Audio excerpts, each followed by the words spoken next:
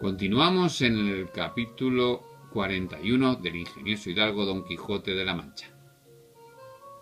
Está hablando Zoraida con el cautivo. «¿Y es hermosa la dama a quien se la diste?», dijo Zoraida. «Tan hermosa es», respondí yo, «que para encarecella y decirte la verdad, te parece a ti mucho». De esto se rió muy de veras su padre y dijo: «Guala, cristiano, que debe ser muy hermosa si se parece a mi hija, que es la más hermosa de todo este reino. Si no, mírala bien y verás cómo te digo la verdad». Servíanos de intérprete a las más de estas palabras y razones el padre de Zoraida, como más ladino, que aunque ella hablaba la bastarda lengua, que como he dicho allí se usa, más declaraba su intención por señas que por palabras. Estando en esta y otras muchas razones, llegó un moro corriendo y dijo a grandes voces que por las barbas o paredes del jardín habían saltado 4 turcos y andaban cogiendo la fruta aunque no estaba madura. Sobresaltóse el viejo y lo mismo hizo Zoraida, porque es común y casi natural el miedo que los moros a los turcos tienen, especialmente a los soldados, los cuales son tan insolentes y tienen tanto imperio sobre los moros que a ellos están sujetos que los tratan peor que si fuesen esclavos suyos. Digo pues, que dijo su padre a Zoraida: «Hija, retírate a la casa y enciérrate en tanto que yo voy a hablar a estos canes, y tú, cristiano, busca tus hierbas y vete en buen hora, y llévate Alá con bien a tu tierra». Llévete Alá con bien a tu tierra.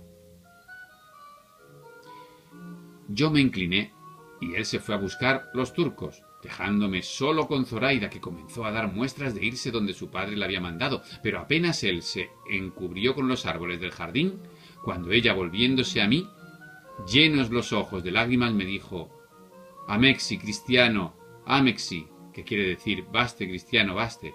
Yo le respondí: «Señora, sí, pero no, en ninguna manera sin ti.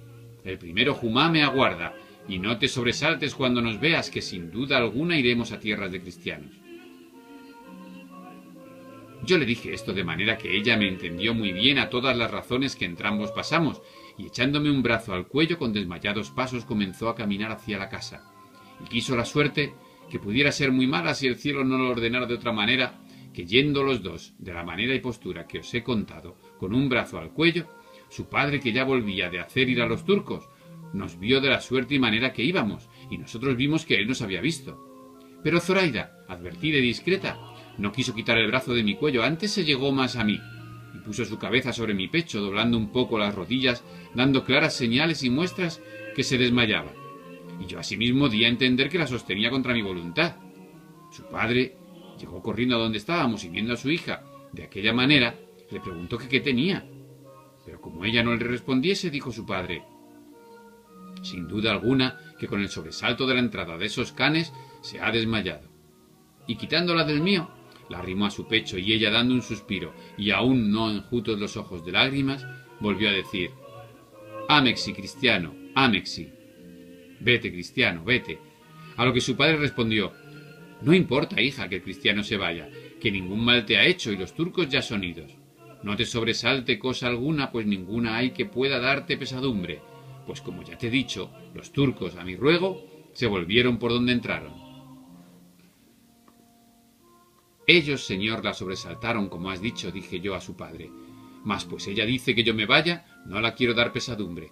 Quédate en paz y con tu licencia volveré si fuere menester por hierbas a este jardín, que según dice mi amo, en ninguno las hay mejores para ensalada que en él». «Todas las que quisieres podrás volver», respondió Ají Morato.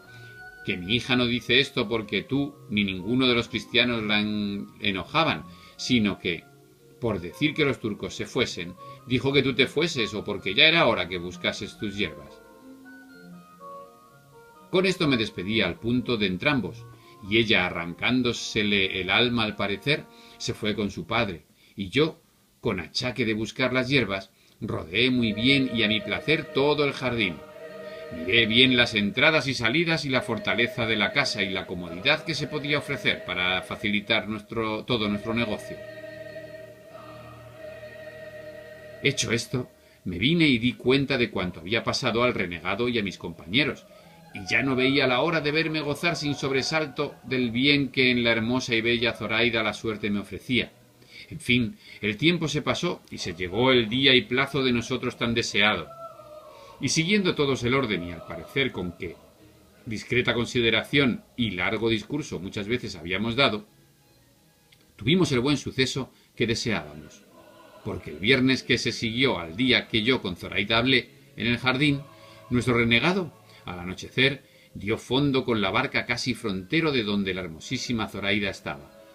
Ya los cristianos que habían de bogar el remo estaban prevenidos y escondidos por diversas partes de todos aquellos alrededores. Todos estaban suspensos y alborozados aguardándome, deseosos ya de embestir con el bajel que a los ojos tenían, porque ellos no sabían el concierto del renegado, sino que pensaban que a fuerza de brazos habían de haber y ganar la libertad, quitando la vida a los moros que dentro de la barca estaban. Sucedió, pues, que así como yo me mostré a mis compañeros, todos los demás escondidos que nos vieron se vinieron llegando a nosotros. Esto era ya tiempo que la ciudad estaba ya cerrada y por toda aquella campaña ninguna persona aparecía. Como estuvimos juntos, dudamos si sería mejor ir primero a por Zoraida o rendir primero a los moros vagarinos que bogaban el remo en la barca. Y estando en esta duda, llegó a nosotros nuestro renegado diciéndonos que en qué nos deteníamos, que ya era hora y que todos sus moros estaban descuidados y los más de ellos durmiendo. Dijimosle en lo que reparábamos y él dijo que lo que más importaba era rendir primero al bajel, que se podía hacer con grandísima facilidad y sin peligro alguno, y que luego podíamos ir a por Zoraida. Pareciónos bien a todos lo que decía y así sin detenernos más, haciendo él la guía, llegamos al bajel y saltando él dentro primero, metió mano a un alfanje y dio en morisco. Y dijo en morisco: «Ninguno de vosotros se mueva de aquí, si no quiere que le cueste la vida». Ya a este tiempo habían entrado dentro casi todos los cristianos. Los moros, que eran de poco ánimo, viendo hablar de aquella manera a su arráez, quedáronse espantados y sin ninguno de todos ellos echar manos a las armas,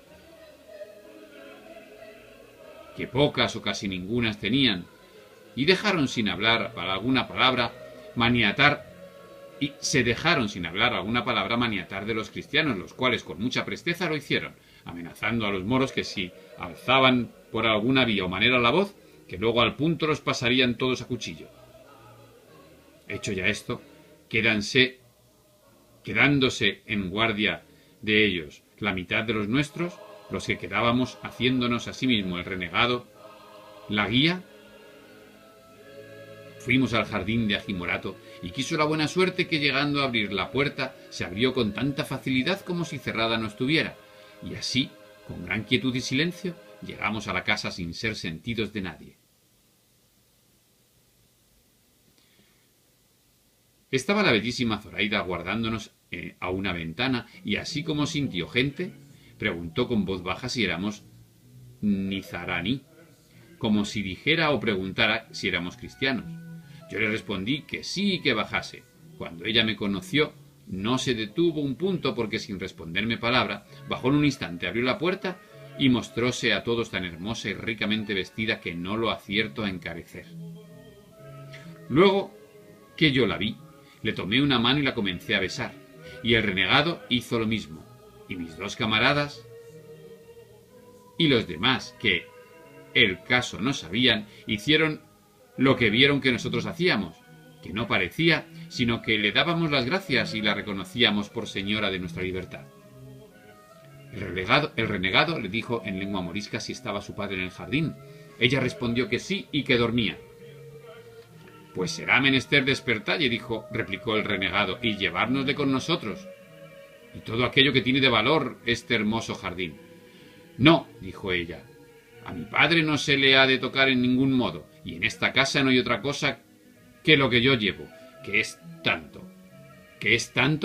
que bien habrá para que todos quedéis ricos y contentos, y esperaos un poco y lo veréis».